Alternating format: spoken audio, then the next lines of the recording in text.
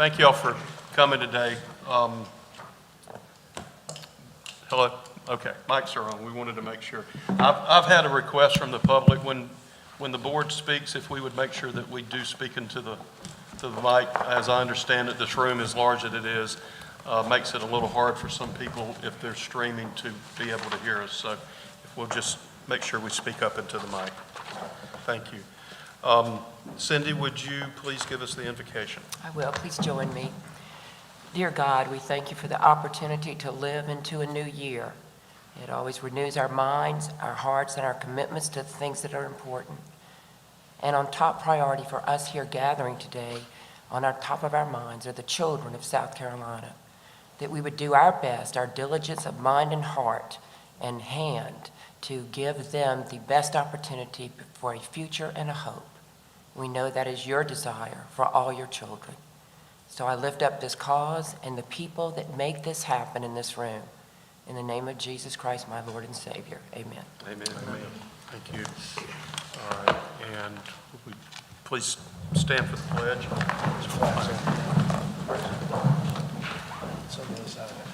I pledge allegiance To the flag of the United States of America and to the republic for which it stands, one nation, under God, indivisible, with liberty and justice for all. Thank you.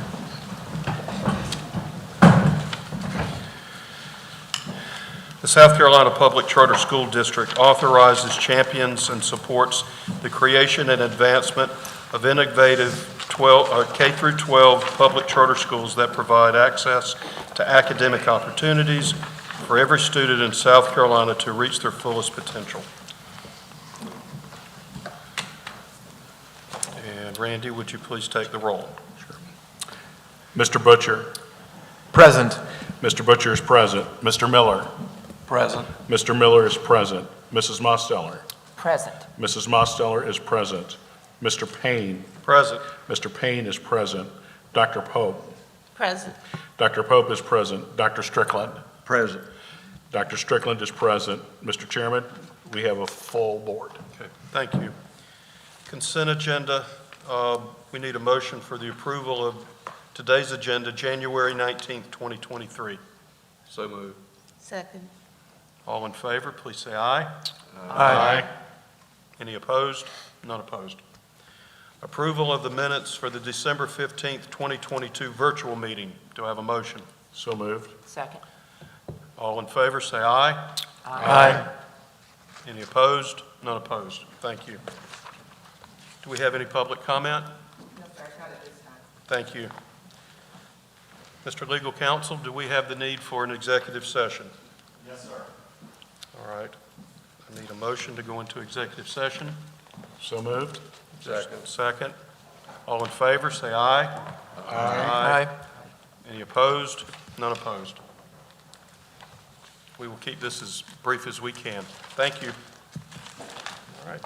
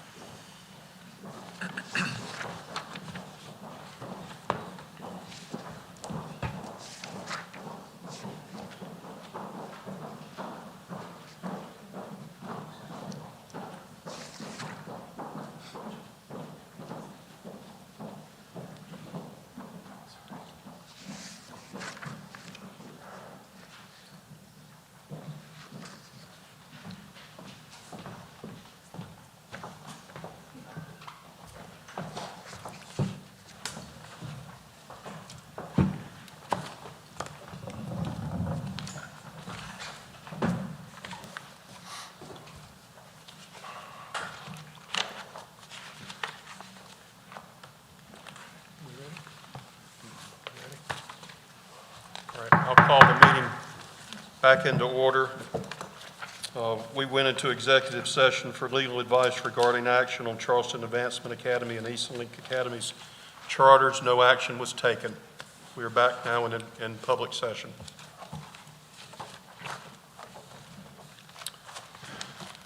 Horry County Acceleration Academy Amendment Memo, Ms. Farmer.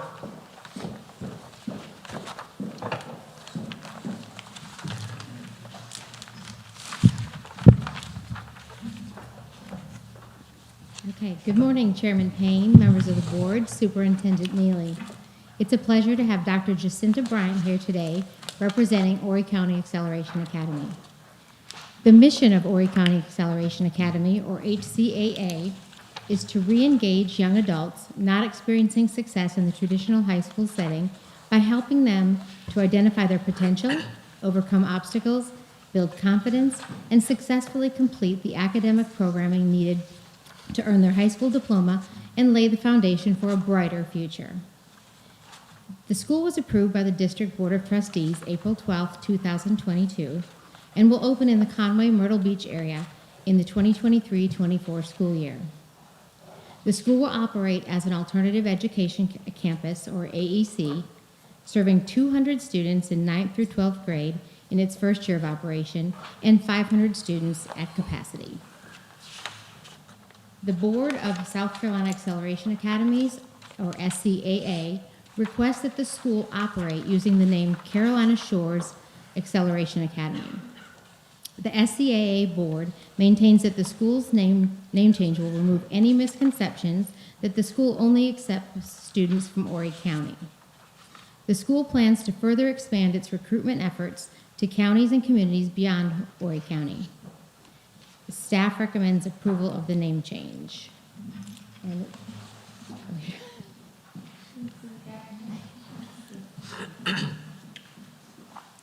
Good morning. Good morning. Good morning.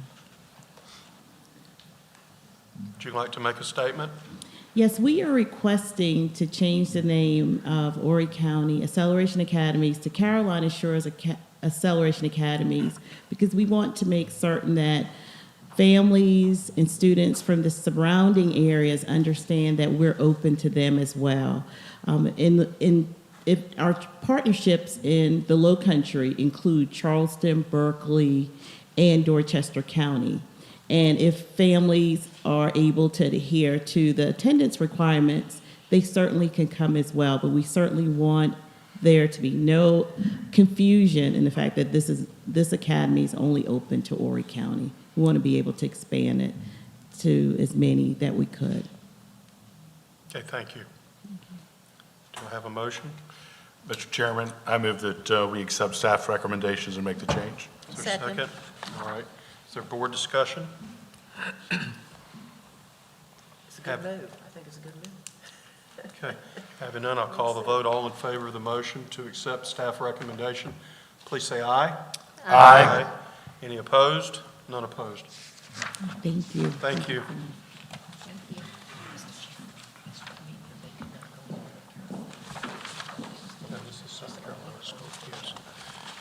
Okay, next, Midlands Art Conservatory Amendment Memo. Ms. Farmer. Mr. Chairman, at the request of the school, we have pulled that that amendment request for this month to appear next month so that the school can continue providing some additional financial information to us. Okay, very good.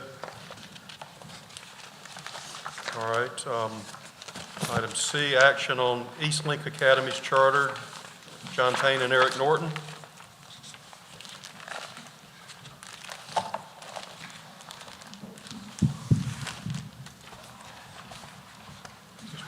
Mr. Chairman, trustees, today we bring before you the Eastlink Academy action item.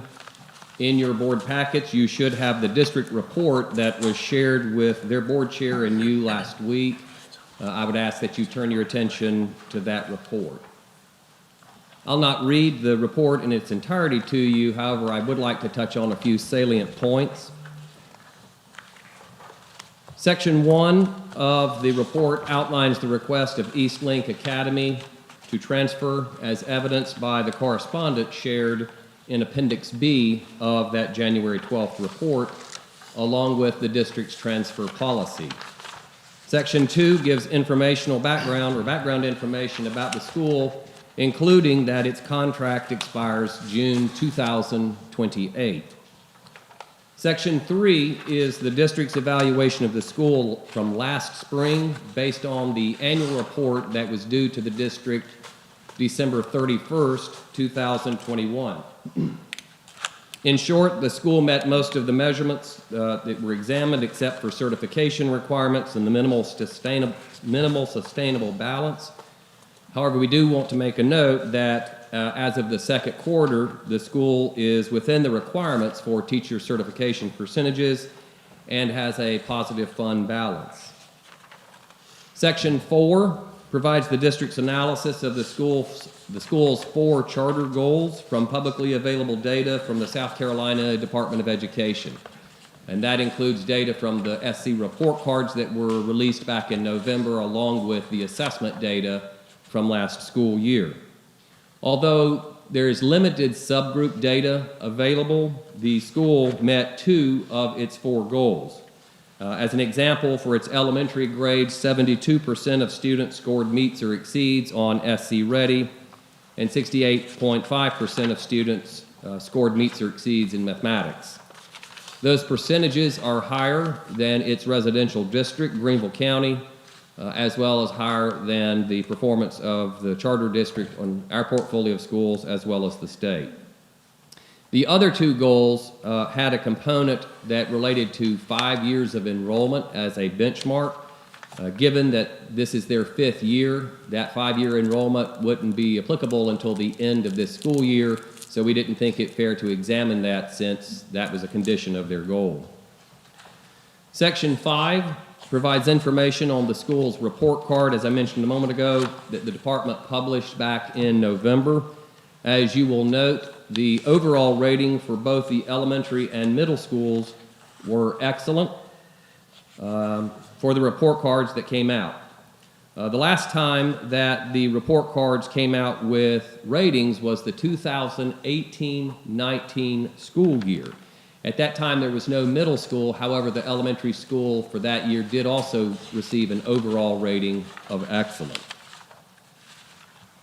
Section 6 provides the multi-year financials. There was a fund balance shift from approximately $38,000 in 2020 to negative $74,000 in 2021, now back up to a positive approximately $68,000 in 2022.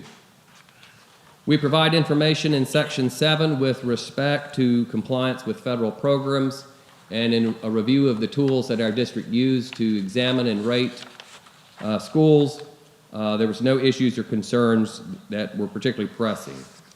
With respect to the readiness of the receiving sponsor, the information provided in the report was provided by a Freedom of Information Act request to the Charter Institute at Erskine. And finally, with respect to the capacity of the school, those observations in the report are based on a pending facilities amendment as well as the varying fund balance. Mr. Chairman, that concludes the summary of our January 12th report. I'll be happy to answer any questions following any presentation by the school. Does the school have any representative that would like to speak?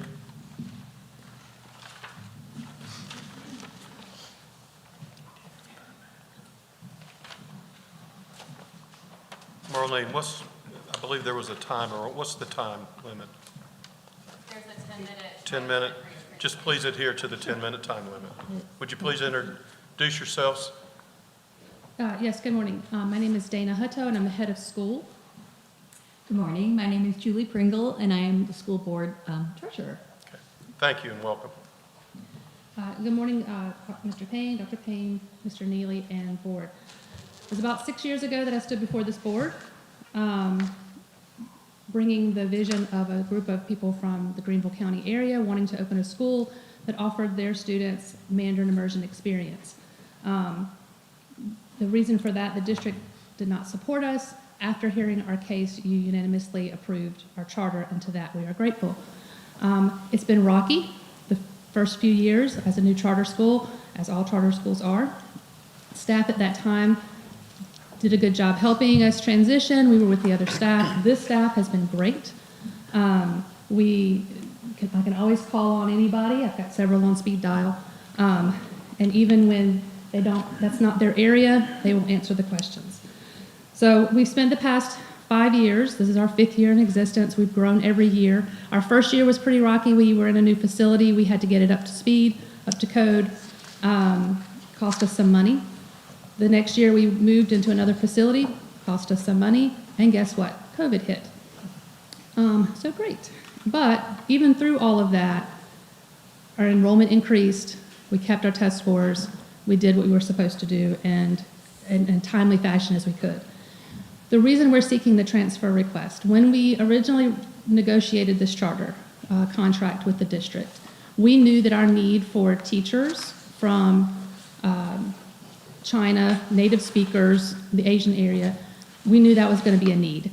And it was negotiated to put in our contract at the time that if we should find a sponsor, there was an Institute of Higher Education that could offer that affiliation for us that would provide us with a CAP exempt status to easily and more timely sponsor work visas that we would come and have this discussion. Limestone has offered that to us. They are an Institute of Higher Education. We as a K-12 entity, you as a district cannot provide those for us. We can't do it on our own. We have to have this affiliation. We currently have an affiliation. However, it's an annual and it's very, it can be, it's very loose and it can be canceled at any time. So that is the only reason that that's the reason that we are seeking a transfer of our charter from the district to Limestone. Ma'am, could I ask you, who's the affiliation with? Bob Jones. Okay. Continue. Sure. I mean, that's the end of mine. Do you have any questions? No question. Well, we'll need a motion for, I just wanted to ask you before we discuss it here. What's been your relationship and your experience with the district and our staff? Over time, it's been, again, previous staff, it was a little rocky in the beginning. As a new school, we needed some assistance, and it was hard sometimes to get that assistance, and I'm not really sure why. But like I said, the current staff, anything that we need, they're there to help us. The staff has changed a lot, but like I said, the few that I know to call, if they don't know how to answer it, they can get me to the person that will answer it. Thank you. All right, before we can have board discussion, we need a motion. Does anybody want to make a motion? I make a motion to consider their request, or what do you? Well, we need a motion to either accept Oh, I'm staff sorry, to recommendation accept. or not. Oh, okay. So, Mr. Chairman, I will make a motion to deny the request. Okay, is there a second? Second. All right. I'll open it up for board discussion. Since I made the motion, my question, my first point of discussion, so Limestone, and it does not have a Mandarin program, to my knowledge. They do have other foreign languages, but without a Mandarin program, it sounds like there's question then for the sponsor to have the capacity to facilitate the kind of teachers that Eastlink is looking for. So I'm happy to direct it to you or to the presenters about. I think they would be appropriate. Okay, so if you can, please tell us a little bit about how you think Limestone would be able to fulfill what you've just described to us. So the law says, the immigration law says that in order for a K-12 institute to be CAP exempt to sponsor working visas, they have to have an affiliation with the Institute of Higher Education. That affiliation has nothing to do with our Mandarin program specifically. It's just that we have a working relationship with this institute, and where student teachers are provided, research is provided, and it's an ongoing relationship. Again, we have that with Bob Jones, but it's an annual thing, and they can take it away at any time. Having this affiliation with Limestone as our charter authorizer gives us a long-term commitment affiliation. So when we go to the USCIS, the immigration, to renew visas or to sponsor visas, we have that affiliation and all of the documentation is already there. Now we have to annually collect extra documentation as it's needed by immigration. So it doesn't have anything to do necessarily with having a Mandarin program, it's that affiliation. So we could, with that CAP exempt status, sponsor any working visa from anywhere for the teachers to come in. What was I gonna say? Sorry, lost my thought. But that's the status of that. Oh, if we weren't CAP exempt and didn't have an affiliation, our teachers would be subject to the annual lottery for visa work sponsors, and then it's kind of volatile there where they're waiting to see can they come back, and if they can't come back, then they have to go back to their home country. And that leaves us with turnover in our teachers. With this ability, we can keep the teachers on a long-term basis. Thank you. I have a question. Yes, ma'am. It says that you requested technical assistance around recruiting native Mandarin-speaking teachers, and you didn't respond to the offer from the district to assist you, and that was last year, February 17th. Right. Why did you not respond to the district's help to recruit Mandarin teachers? It's not a help in recruiting the teachers, it's a help with the affiliation. And the district can't provide that affiliation, only the Institute of Higher Education. So it's not with recruiting the teachers themselves, it's with us having that status so that we can easily and, when we find a teacher in the middle of the school year who's looking for a sponsorship and they meet the criteria for certification, which we work with them on, then we can hire them on the spot. Otherwise, we have to wait for the lottery, which is in April, and I hope they come through. Is that the response you got from the district staff here, is that they couldn't help? That's immigration law, is that the district cannot sponsor us, and we can't provide the affiliation. And I assume that's what the assistance was. Yeah, I'm just asking to make sure that that's the response you got when they asked if you needed help. You said that. It was in recruiting teachers, and it's not in the recruiting of the teachers, it's in the affiliation with the Institute of Higher Education.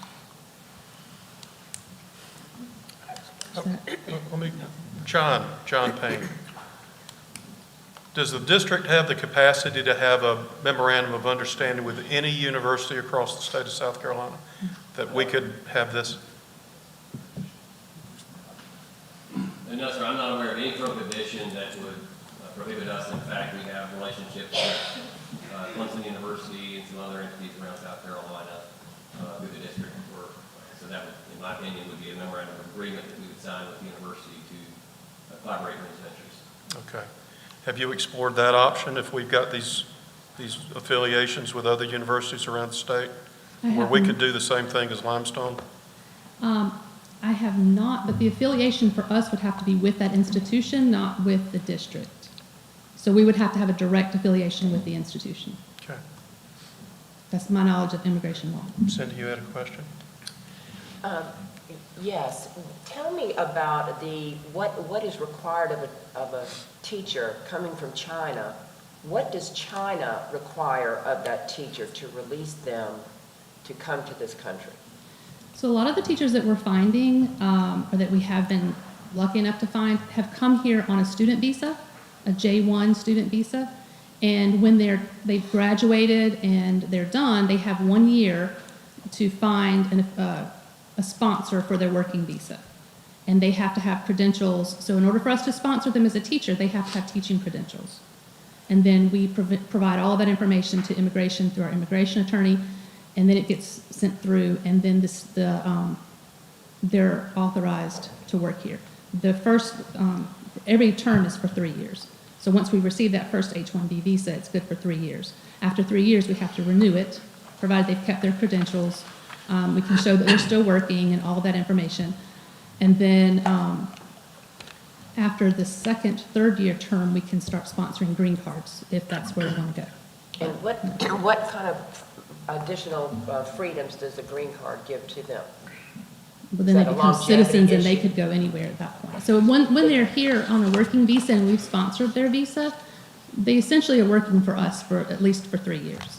So instead of that annual, we hope you win the lottery and don't have to go back, we have them for at least 3 years, which will help sustain our program because we have the same teachers there year after year. I want to say I have experience with having those teachers turn over every year, and it really does affect the program, not having some continuity in that. Now, let me ask you, on the other side, what does the Chinese government require, or do they have to sign any agreement with the government of China to come here? Are they registered in China as being teachers in the United States? It depends. Some of them come as students. Like I said, they'll come into the Right. universities, they'll go through teacher programs and graduate with a teacher certificate, and then they're looking for jobs. Those are the teachers that obviously we're looking for. Because But I want to know, I'm sure, like if China currently, you see that they have police stations in New York City to be sure that there's compliance among the Chinese population there. You've surely seen that on the news. What kind of registration protocol does a Chinese teacher from China, from communist China, have? What degree are they registered with the officials in China who have knowledge that they're here, Right. and apparently with permission are here, or with Right. connection with them? Right. They know that they are here. Tell us about that process. Yeah. Yes. So again, they come over with their J1, they're a student. They find a sponsor who will sponsor their working visa. We have teachers that are currently under sponsorship who have not returned to China, but the Chinese government has said, yes, we'll approve the working visa for you to be there. And Or the what government is that? The Chinese government, just like it's the American government Well, saying it's that, not yes. just like the American government. You're talking about the Chinese Communist Party government? Is that what you're saying? They've given permission for them to continue to stay? Is that what they have to? So if the teachers, we have teachers who are here who are on working, they're sponsored currently. If they go back into China, then they have to go to their consulates, have a meeting with their consulates to say, I have a sponsorship in the United States to work. There's an interview they have to have in order for them to then get their physical visa. So right now they have papers, it's a stack of papers that they carry that says, I am eligible to be in the United States to work. And who signs that paper? Whose writing is on that? What official, is who, they're signed that they can come here, but whose paper is that on? Is that the paper of the government of China? The papers they take with them come from us. The papers they bring back will be their working visa to come back into the United States. That's been licensed by whom? Well, because we have said we will sponsor them, the Chinese government says, you have a sponsor, we will give you a visa to go back and work in the United States. So yes, the Chinese Yeah. government would give them the visa to come back in the United States and work. Now, let me ask you this. Are there people speaking Mandarin fluently in, like, for example, Taiwan? Now, would that be a sourcing for teachers? It would be. And have you ever pursued that? Yes, but we would need the same agreement to sponsor their working visas. Right, I can understand yes. that, but the concerns that are increasing in our country. I understand. You I understand where you're understand? going, yes. I understand. Yes, and this is I feel very strongly about this, and increasingly, we see issues in this country.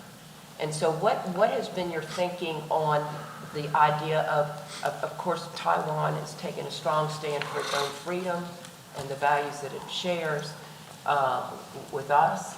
And so what would be your thinking or any interest in that kind of, looking into that as a sourcing as well? So the mission of our school is to provide Mandarin Chinese language. So as long as the native speaker speaks Mandarin Chinese, that's who we're looking for. We're not, so there are different dialects within the countries over there. So Mandarin Chinese is what we're looking for, fluency in that language. So if they come and they only speak, say, Taiwanese, that's not going to help our program because there are different terms or dialects or, tones or things like that they're going to use. So Mandarin Chinese, just like English or whatever. Right, somebody from Taiwan. So we have teachers from Taiwan now, they speak Mandarin Chinese. Now, let me ask you this, and please stop me, anybody, lawyer, chairman. Are you aware that many of the Confucius Institutes have now been closed in our country? Yes. And so what would be your thinking, or any interest in that kind of looking into that as a sourcing as well? So Why do you think that is? I can't speak for why they closed. Any reason, any sense of it?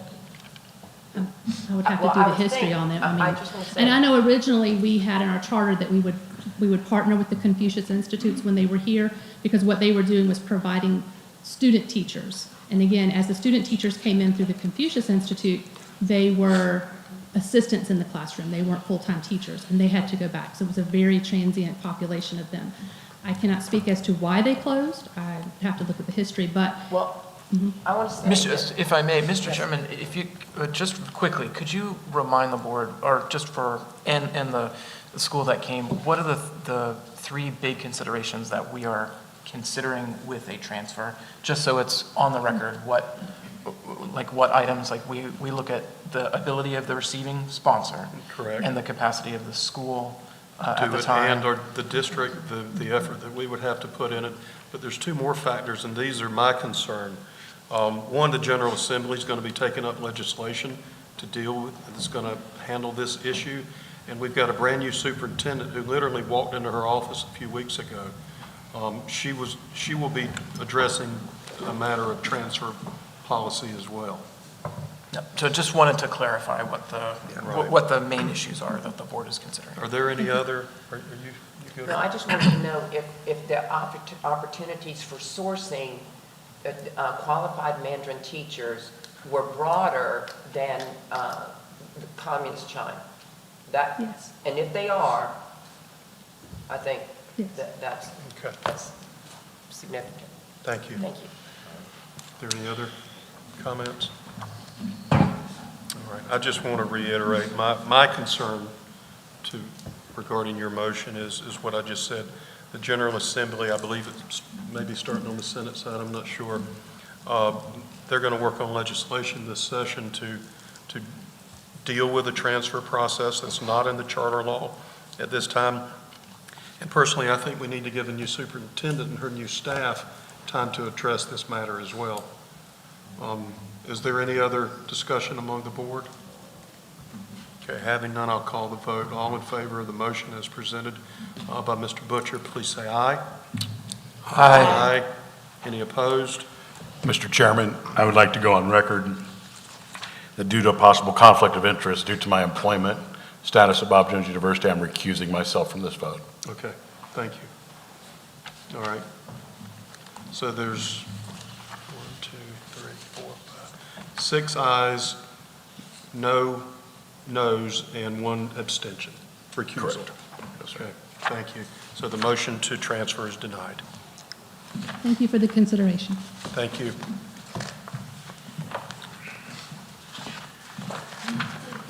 All right, Messrs. Payne and Norton, action on Charleston Advancement Academy's charter.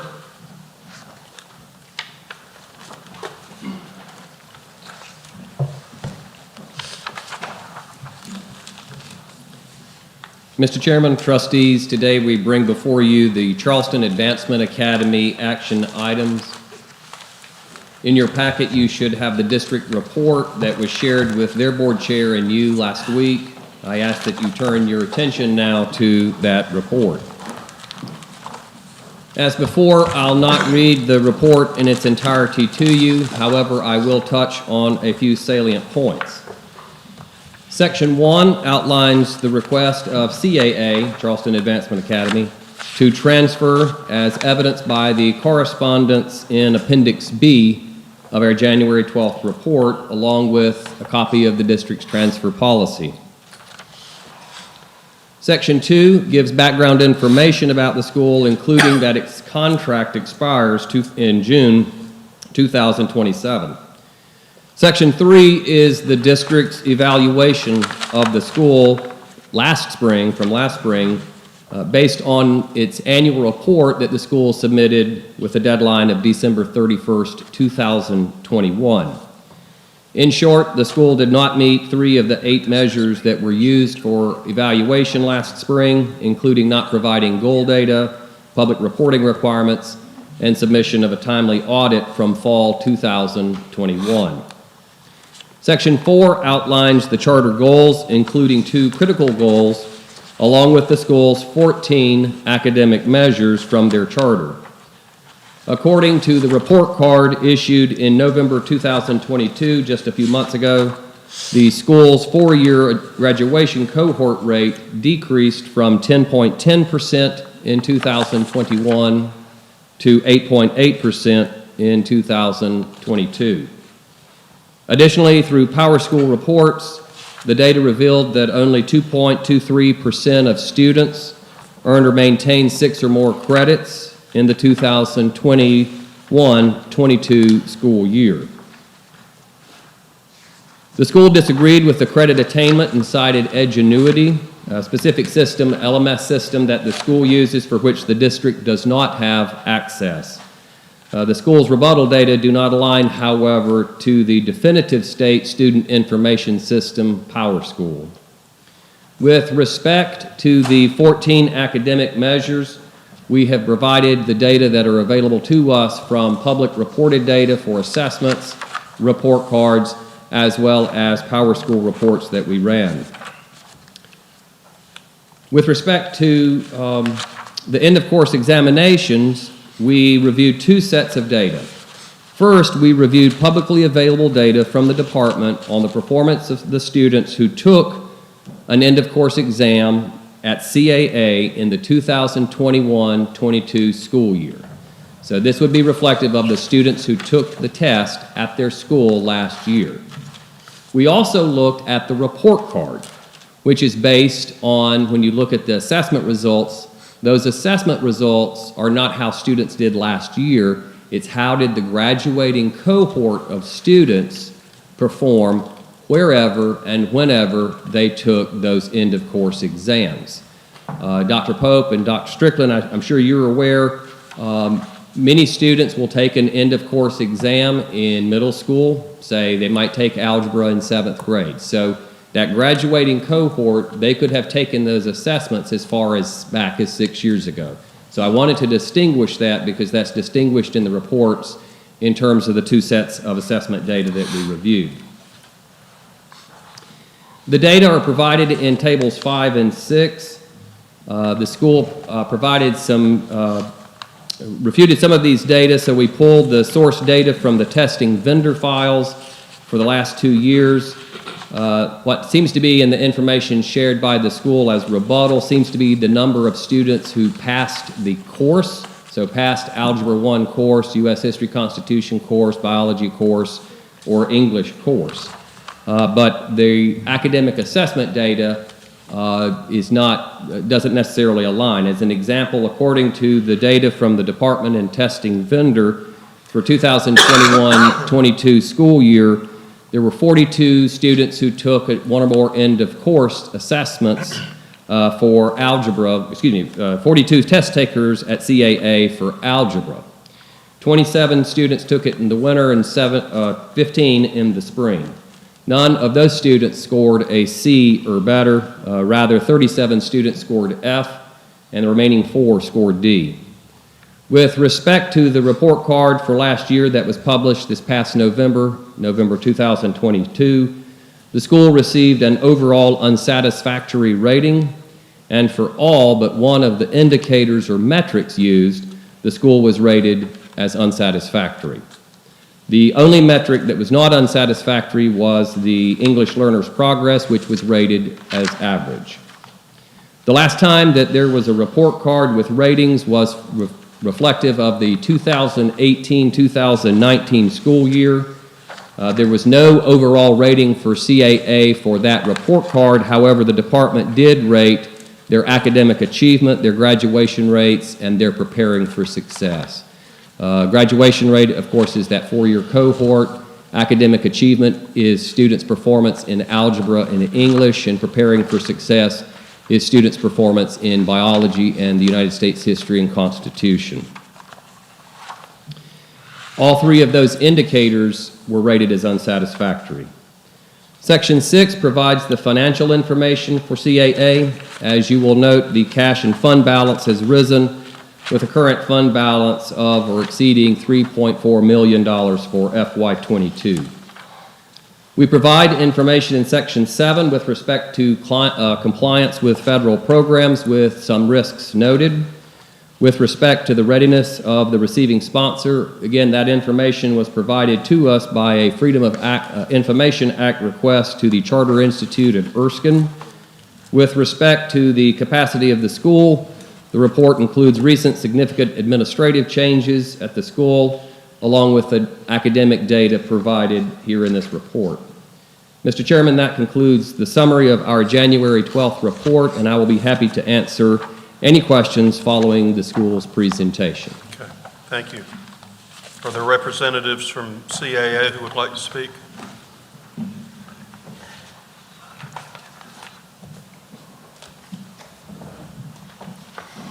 Just for the record, would you just state your name and position and remember our 10-minute time limit, please?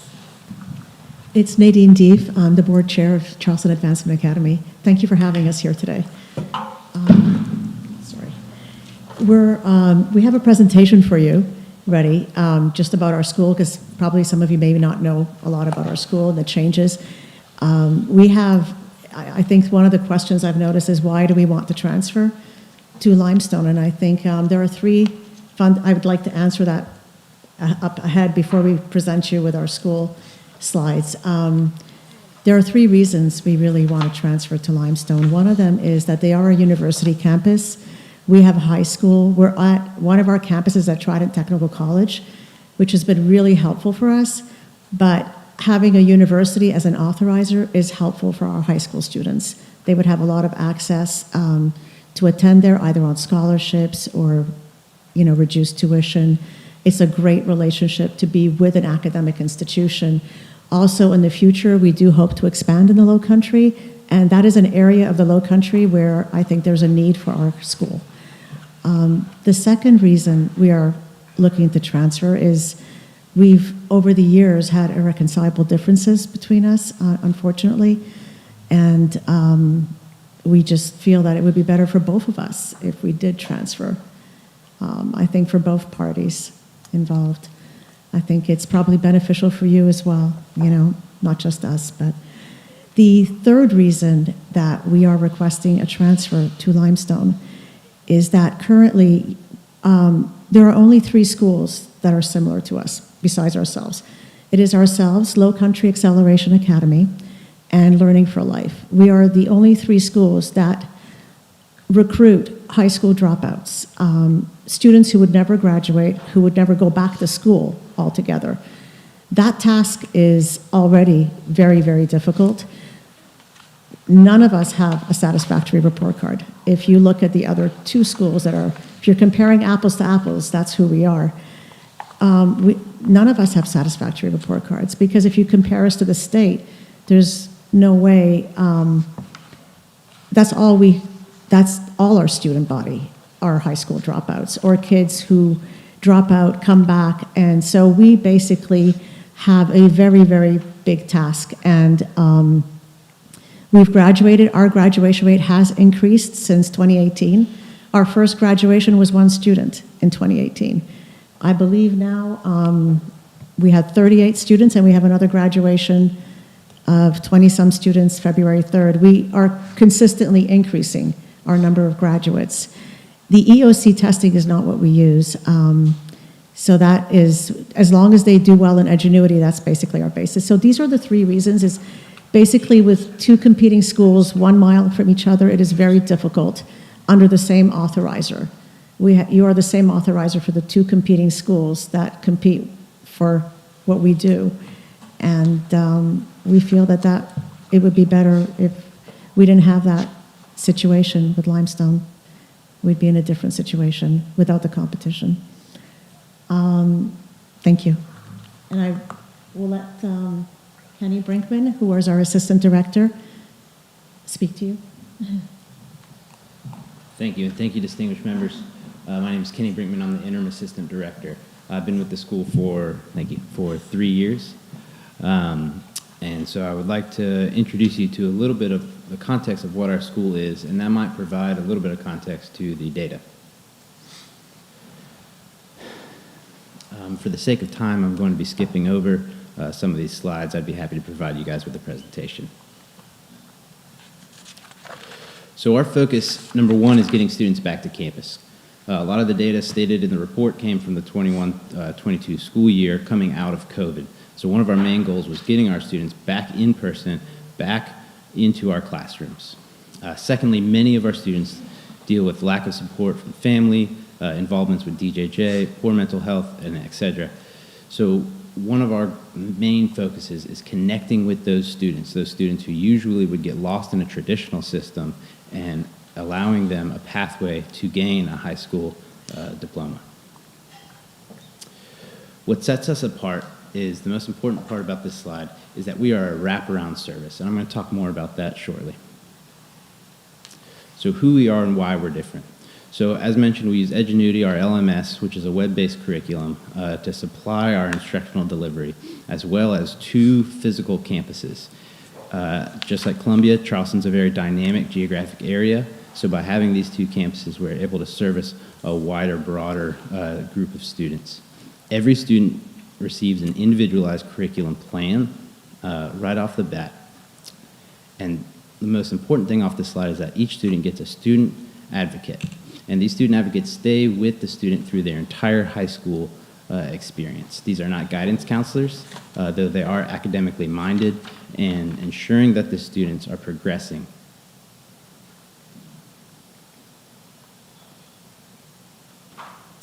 So who we proudly serve. Our students come to us credit deficient. They come to us at risk of aging out. They come to us with a history of truancy and attendance issues. They're faced with poverty. Many of our students have IEPs, 504s. Many of our students are ML students. And all of our students need an individualized curriculum because they struggled in the traditional setting. Okay, this again speaks about the wraparound service. So we have an amazing team of educators supporting our students, as well as our student advocates who can support the social, emotional, behavior needs of our students. As you can see here, this data was pulled as of 10/24/22. Our current enrollment, and I just spoke to our registrar, is 423 as of today. The most notable thing here is to note that the total enrollment continues to increase, and the teacher retainment has stayed for 3 years.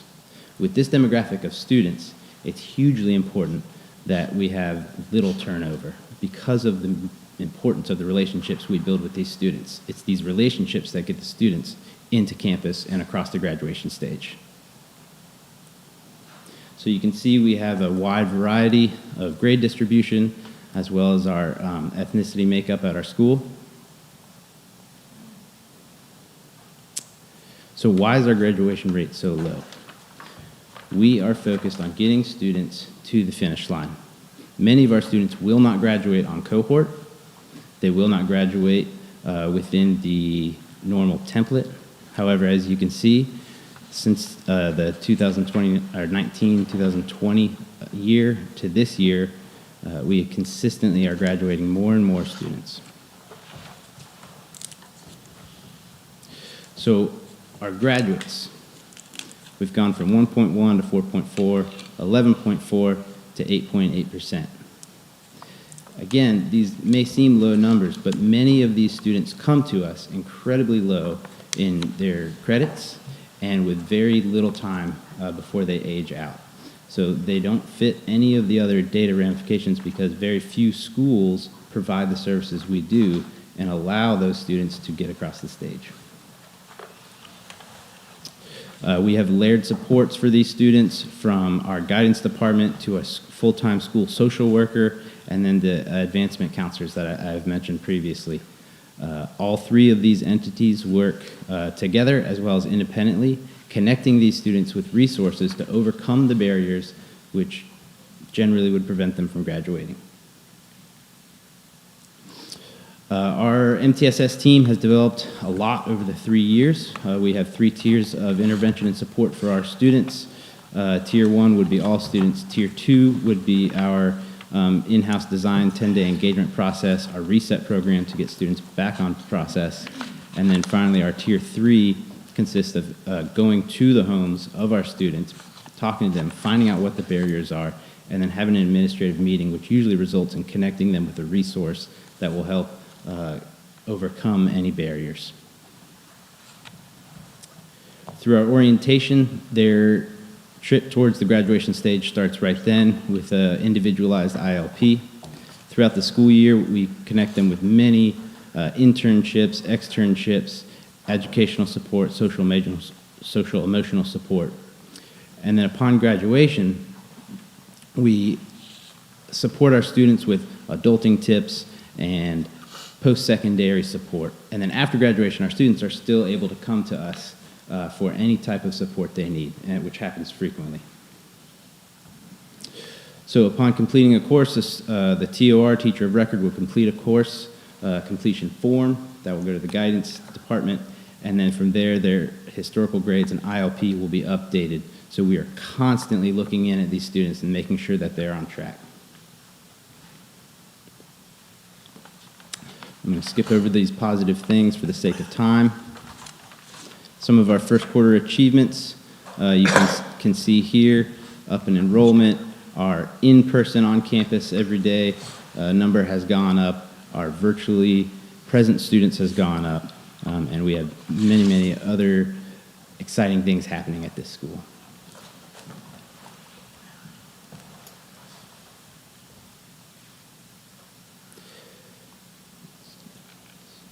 As you can see, we have a diverse staff of specialists who are able to support these students. We've done so for the past 3 years with great success. So why Limestone? Limestone offers us a pipeline. One of our biggest concerns is the post-secondary success of our students, and Limestone would offer us a relationship with a higher education institute that we can then provide our students a pathway into a successful career and being meaningful contributors to the community. It also provides us the ability to expand into the middle and northern parts of the state. As you can see, these 3 districts have had a decrease in their graduation rate and an increase in our dropout rate. It means there are students there waiting for us. These are our board members. You've already heard from our chair. And I will step aside to allow for any questions. Thank you for your time. Okay. One statement that was made by your chair a moment ago, I want to clarify for the record. When this school came into existence under a prior administration, yes, there were some differences of opinion and some people didn't get along, but since we've got this new administration and my new superintendent, that's not a fact anymore. My superintendent and my staff have been over backwards to help your school, to the point that we helped you rewrite your charter because you did not have capacity. So you were right on the front end of your statement, but currently my staff bends over backwards to help you. I want to clarify that for the record. Are there any questions? Mr. Chair, do we need a motion before discussion, correct? Well, no, not yet. One of you, I forgot which one of you, made a statement a minute ago, and I want my counsel or either my deputy superintendent to address this. The EOC, it was stated that they did not have to adhere to EOC. It's my understanding that's state law. Would you clarify that?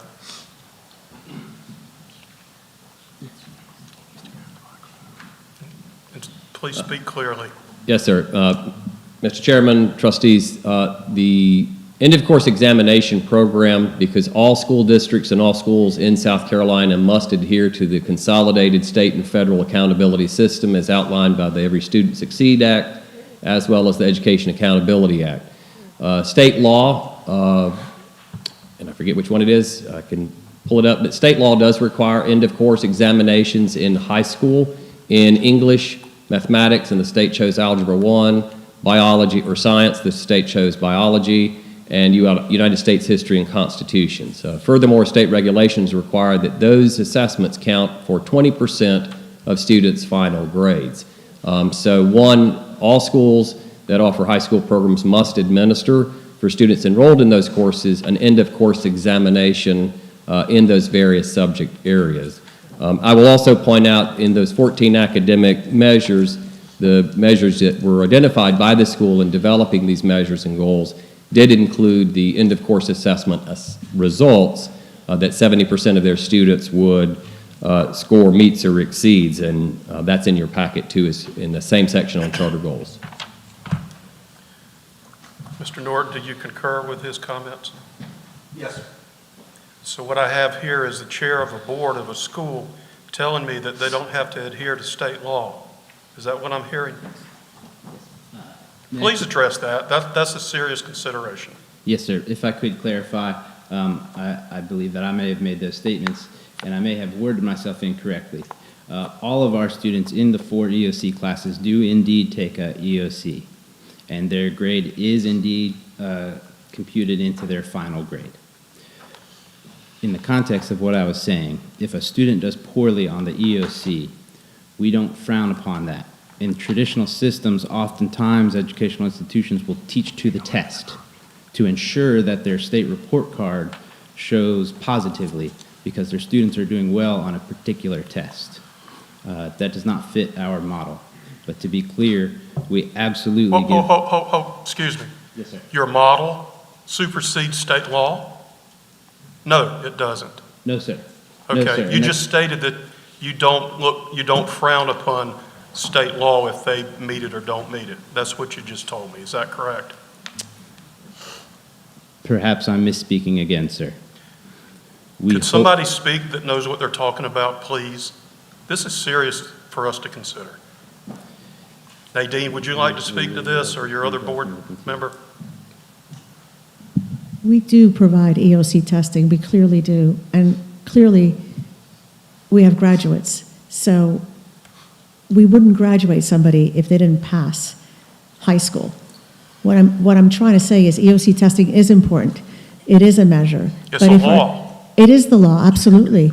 But we have graduates as well, and they do graduate. It's not like we haven't Is graduated. it included in your final assessment of a grade? Yes, it is. It is included. Okay.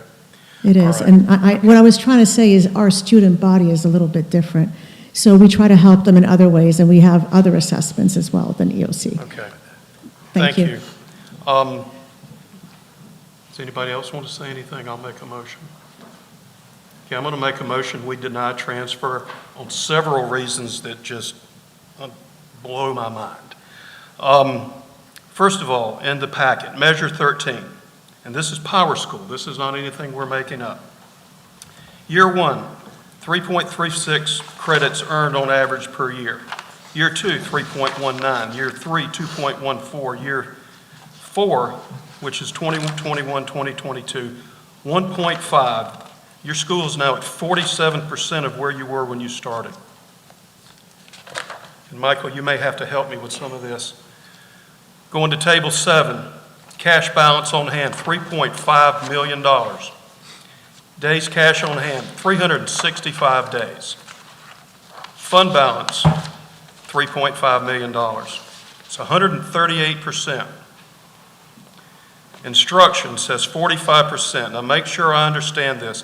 Does that mean 45% of the funds going into this school are going into the classroom?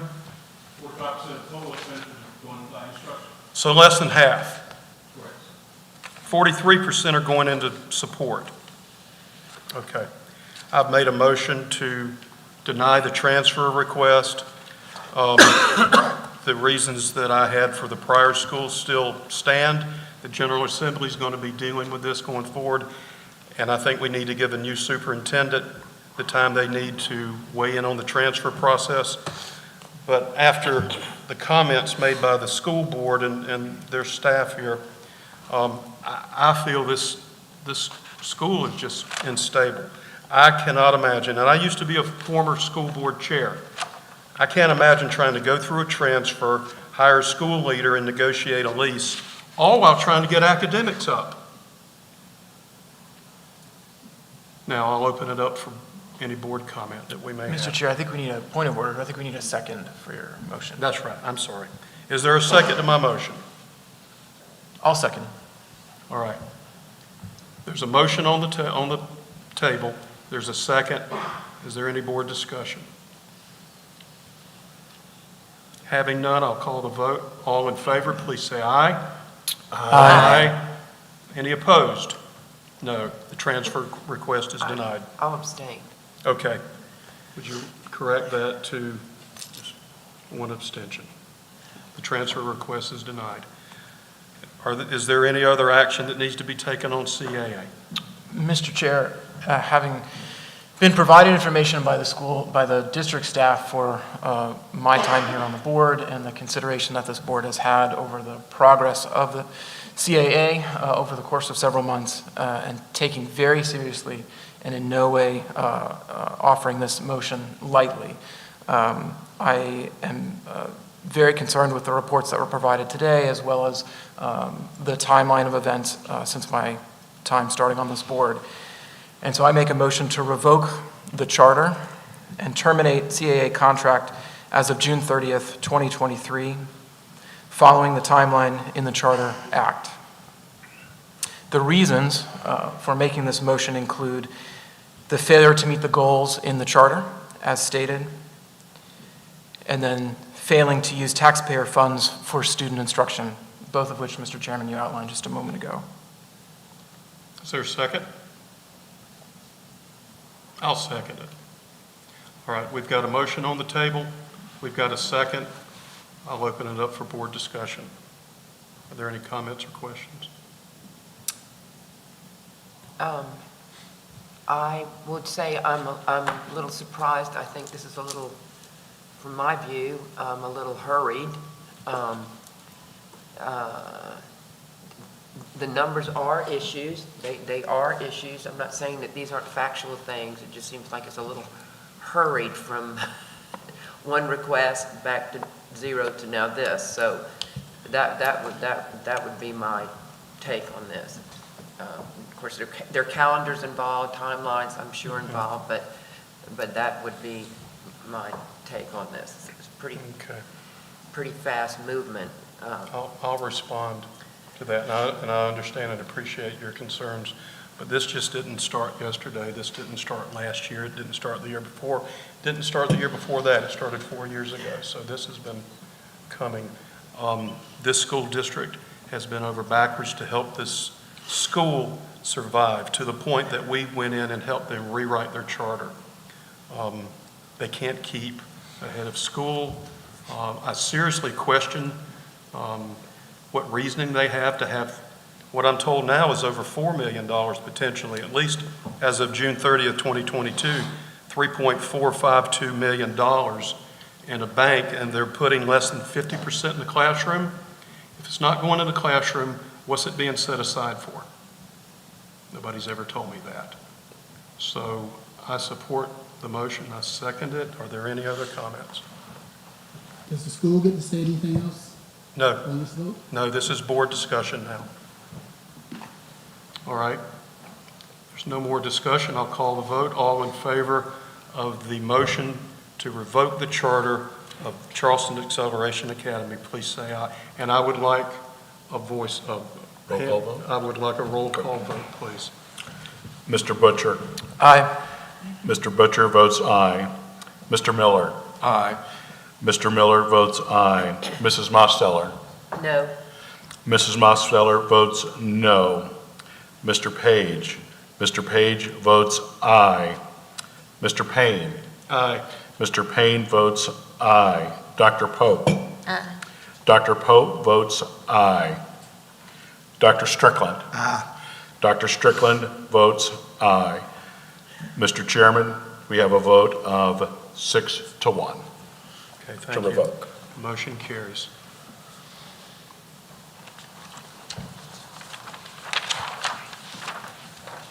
Next item. Mr. Chairman, before we move to the next item, is it appropriate at this point to just briefly outline what the next steps will be so the school is aware of what will happen? Well, just so that they know what happens after would you this like to meeting. do that? Or they have their counsels here. He's well able to explain to them what the procedures are.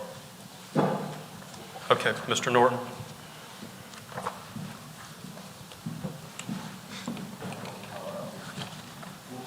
Can I explain Okay, something Phil. about the money? Okay. I just, All right. sorry, if I can explain. No, ma'am. No, we've passed Okay. a motion. We're moving on to the next item on the agenda. Mr. Tom, the December financial report.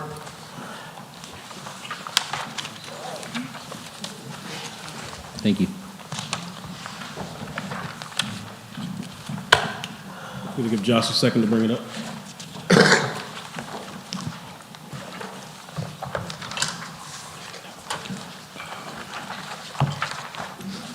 Give you all a second to get to the back.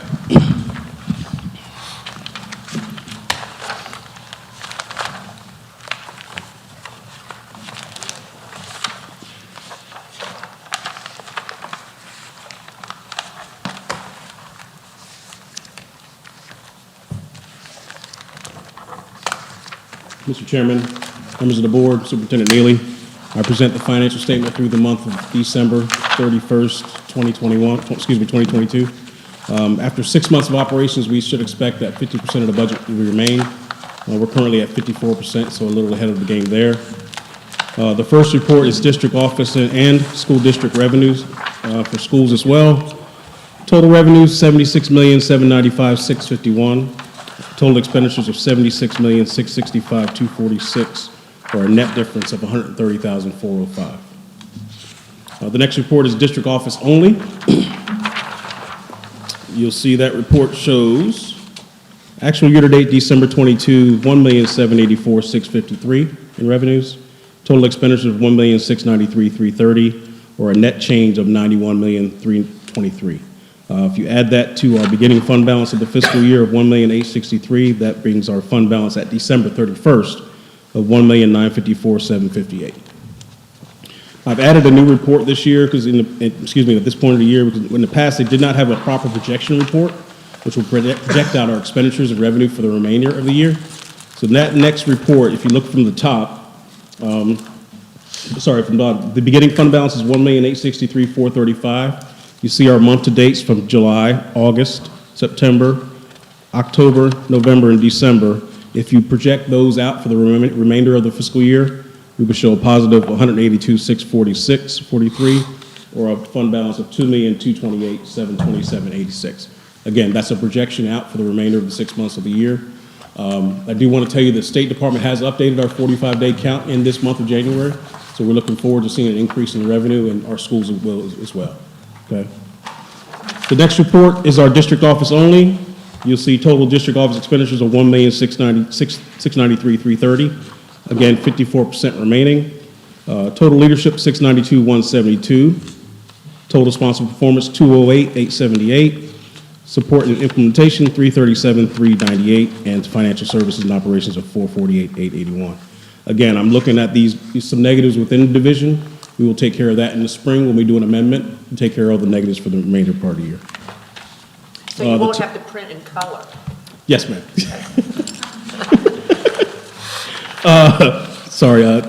Total EIA funding for the year is $181,044,259.53 from the State Department. Again, that matches the total on the next report for December. Allocations $181,044,259.53. The next report, again, is a graphical interface of our EIA allocations from the beginning of July. You started at $175 million, and now we're up to $181 million through December 22. And again, that should change for January when we get our payments in the next 5 to 7 days. State revenue, this looks like monthly. You'll see we started out in October 22 of $15 million, and we're currently up through $15 million, $246 through December 22.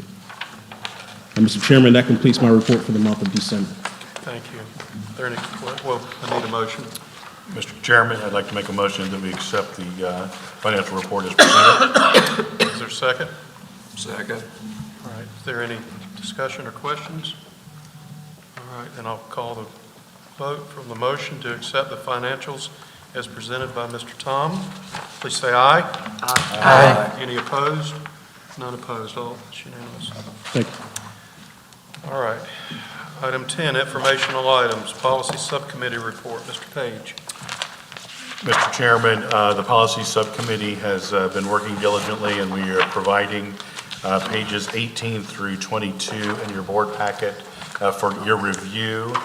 And then additionally, per Mr. Miller's request, We have put together a list of things that we've been working through and that have changed so that you can have that in a digest format. So that's provided in your board packets. Are there any questions for Randy? All right, thank you. Item 11, Superintendent's Report. Mr. Neely? Yeah, I think I'll just do it from right here if it's all right. Yeah. First of all, I just want us to just remember why we're here. You know, we took on, 3 years ago, the concept of creating a new strategic plan for this district that would set the district in a new direction with the focus of putting kids first. And that's what we're all about. We're about putting kids first. And when the adults get in the sandbox and they start messing around with the kids' toys and they start messing around and obstructing the kids' opportunity to learn and fulfill their lifelong passion to do whatever it is they want to do in life, that's when we have to call it out. You all took an oath to support and defend the Constitution of this state and the laws of this state. I take that same obligation. And so I know the decisions that you had to make today are very difficult ones. But that's why you were put on this board at this time.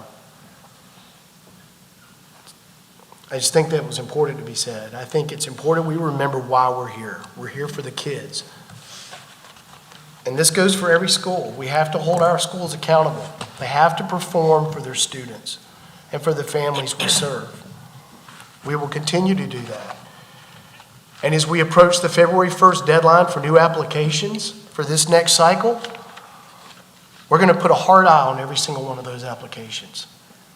I've said it before, a charter has to be something that is held way up here.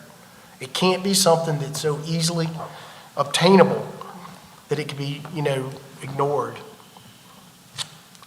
So I want us to make sure that we always remember we're here for kids. That's our purpose. We're going to continue to support our schools. I want the families and any students that may be watching this board meeting today to know that we're on their side. We're with them because they need cheerleaders. We're their cheerleaders. And so regardless of what happens in the future with CAA or any other schools, we're always going to be with them to the end.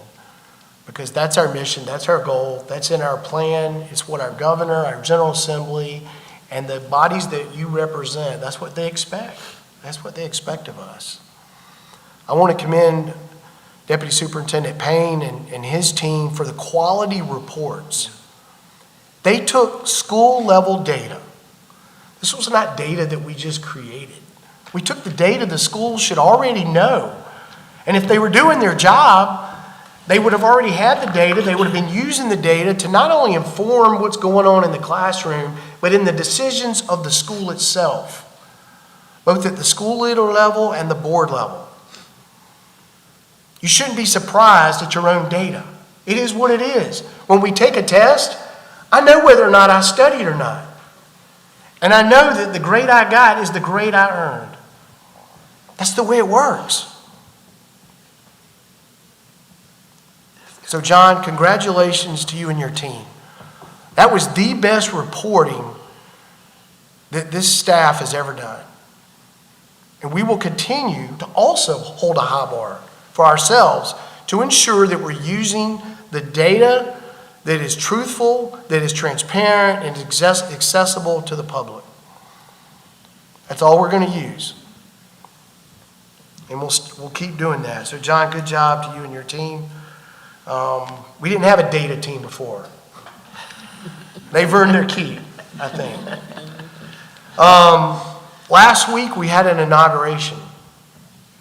It's a ceremonial event, but it meant so much this year that we had an opportunity to send off a good friend, Molly Spearman, who's been our state superintendent for so many years. She's been a friend of this district. She's been a friend of mine for 35 years. I told her I'd like to get her in here for y'all to be able to honor her and recognize her long tenure of service to our state, both in the General Assembly as a teacher, music teacher, as the head of SCASA. I mean, she's done so much in education. And then we transitioned into a new state superintendent. You know, that transition of power, the way it works in America, is so beautiful. And to watch Ellen Weaver take the oath with our governor and our lieutenant governor and our other constitutional officers. I mean, it really is a magical thing to be able to participate and watch that. And we then got to celebrate with them that night at the inaugural ball and was able to be with some of you that evening. So You came as the general that you are. well, thanks for the promotion. I'll take it. I'm surprised. I'm at 20 years, so I need that extra rank. Yeah, but it's going to be great working with Ellen. I know she's received just so much good mentoring from Molly, and we're excited about the future. This weekend, our staff, many of us on a rotation, were able to go down to the SCASB conference down in Charleston and support Dr. Pope and educate and recruit black educators. You know, I think Deion Jamison said it best. He said, I just wanted my students to have a teacher that looked like them. And as we continue to grow as a district and we continue to have charter schools develop and grow in rural parts of South Carolina and other communities and urban parts of our state, we want to make sure and do a better job of recruiting teachers. And so we're going to continue to have this partnership. And so Dr. Pope, thanks for allowing us to be a sponsor and to participate. Thank you all for being there. Got a few little housekeeping things. I want to remind all of you that you do have state ethics reports coming up. I know we talk about these. Yeah, Dr. Pope. They're due February 15th. Yeah. If you need any help with those, see Emily, Paul, and Eric, and we'll help you with that. But I just don't want y'all. I don't want y'all to miss that deadline. You don't want to do that. You want to comply. I know it kind of slips up on you, and we will also continue to send out reminders to y'all. So, Emily, I think just a weekly reminder. But if anybody needs just a little help with that, we'll do that.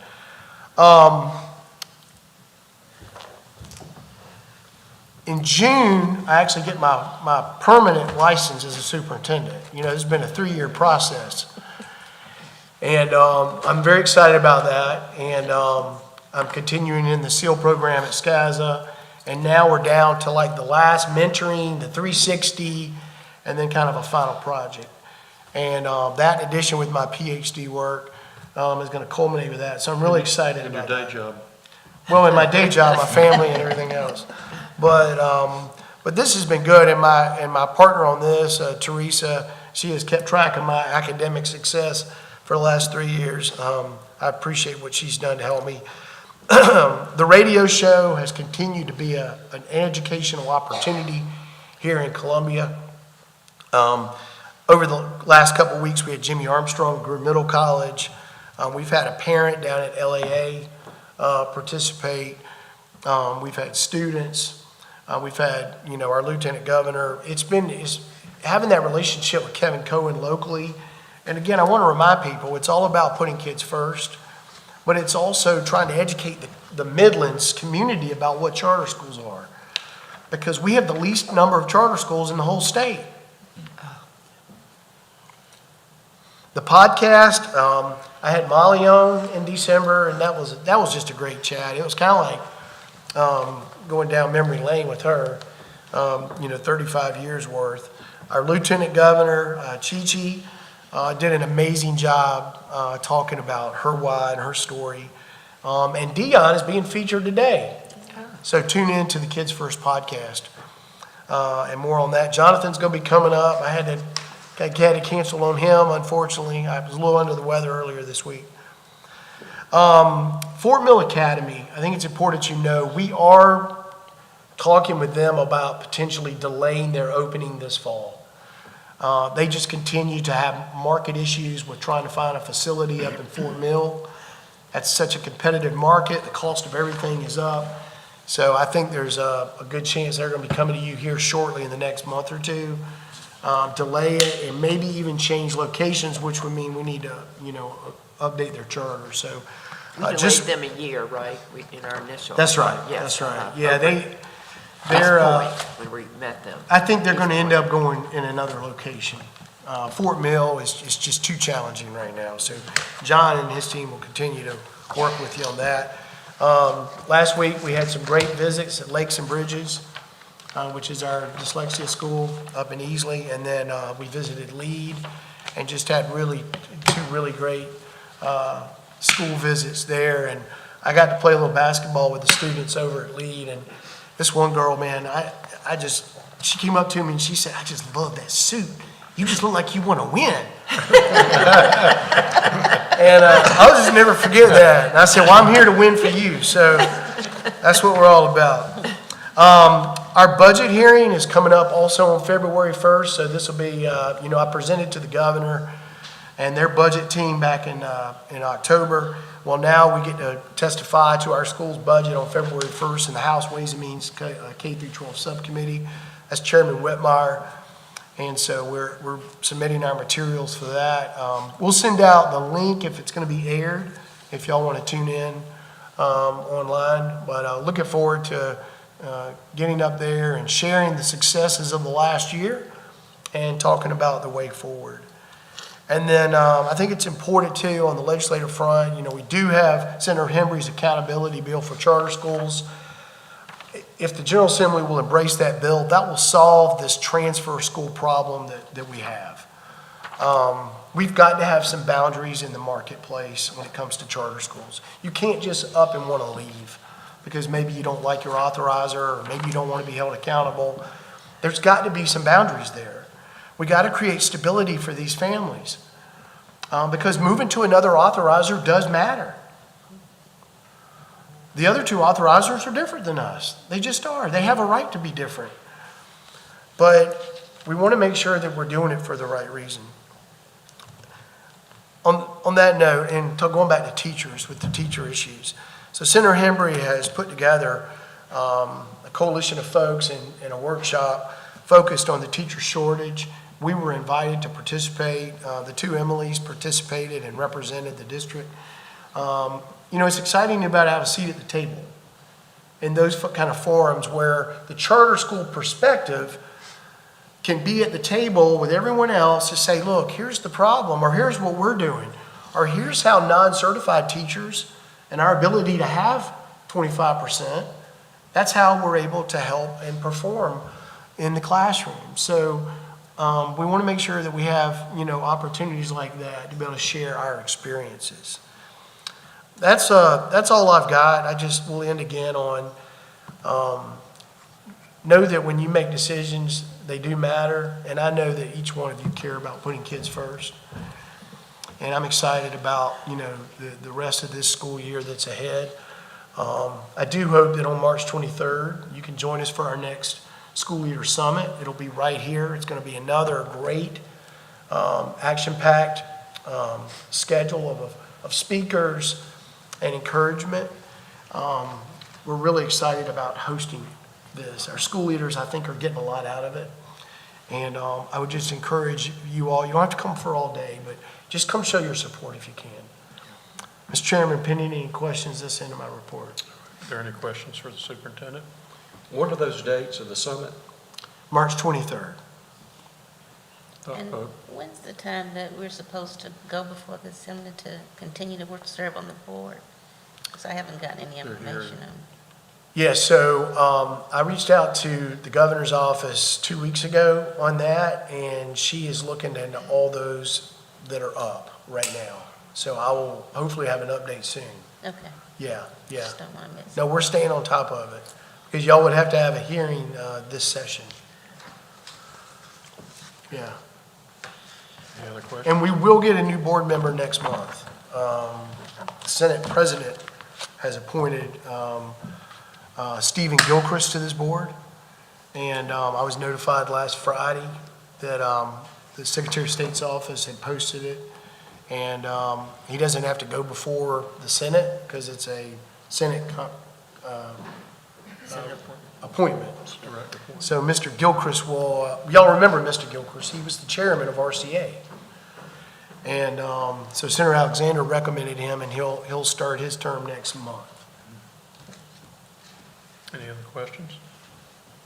All right. Then we'll adjourn. Thank you for your time.